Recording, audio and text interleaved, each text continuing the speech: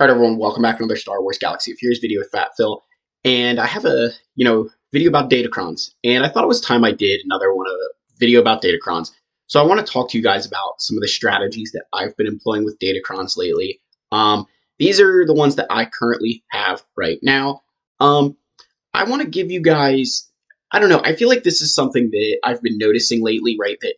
That's really been helping me improve not only like my Grand Arena, Territory Wars, but just kind of like my mental capacity almost, right? So let's dive into Datacrons. I know they're not a popular topic, but I think they're extremely important and they're a necessary evil in today's game. So before we get into all of this stuff, guys, right? You know the drill. We must first pay homage to our king, Wampa. If you guys want to see Wampa hit Relic 8 live on stream, all you need to do, get this channel to 5,000 subscribers, guys. We are growing like wildfire, and I cannot thank you enough for all the love and support you show this channel. Remember, guys, Wampa may not always be in our team, but he's always in our hearts. Okay, so Datacrons.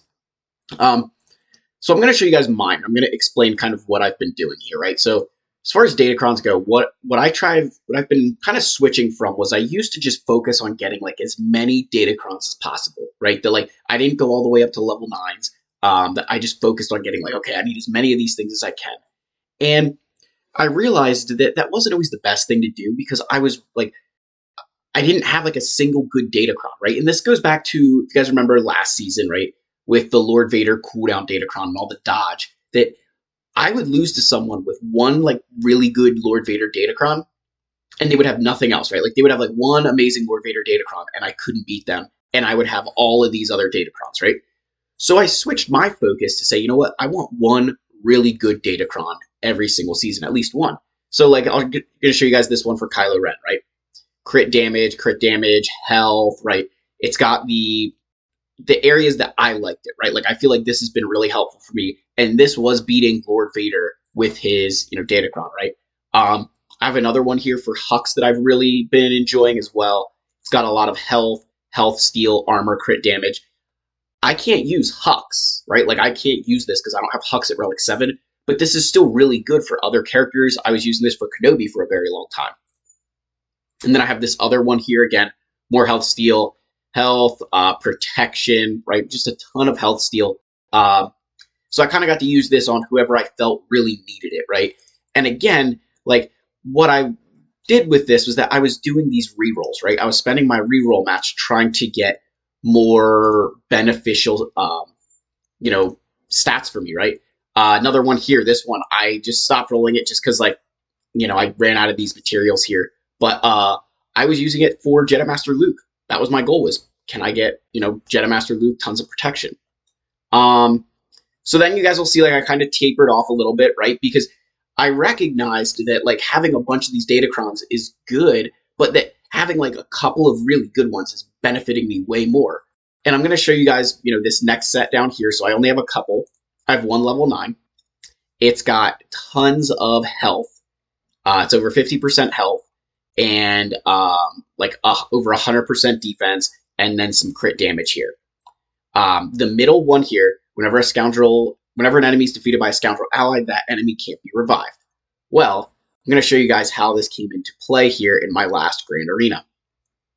So if we come in here, and if we go to review, and I won my Grand Arena pretty handedly. My opponent didn't set a great defense, but Jedi Master Kenobi held strong through 7 attempts because, as you guys can see with this Datacron, 117% defense, the crit damage, and then 54% health.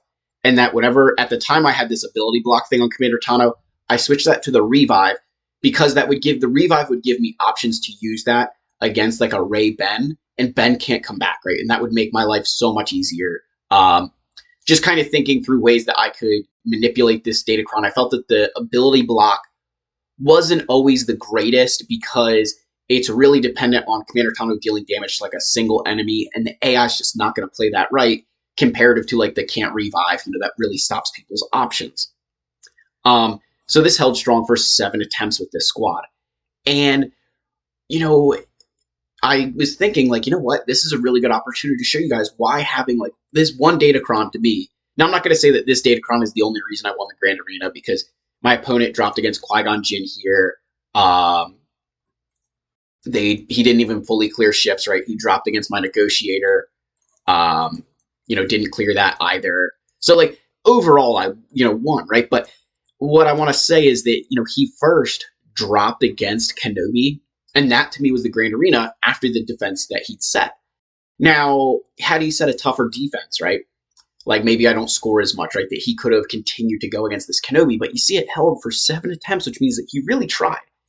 And I think that this is important for you guys to understand with Datacrons, right? That you don't need to look like, I'm just going to go my arena shard to show you guys. This is my shard mates. That you don't need to have Datacrons like Gugek here, right? I mean, this guy, he's just got so many Datacrons, right? It's crazy. Crazy all the Datacrons he has. And they're all, like, some of these are just so, so good.